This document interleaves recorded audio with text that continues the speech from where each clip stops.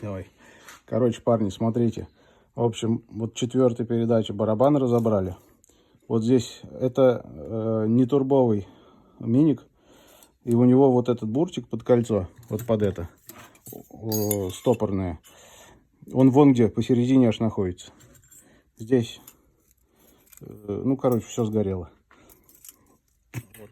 А этот вот от заднеприводной машины, которая там R какая-то, ну, маркировка, не помню. Здесь буртик наверху. То есть здесь можно напихать фриков дофига. Но тут стоят очень вот такие толстые железки между фриками. Где-то там, по-моему, еще одна, да, была. Вот такие отличия.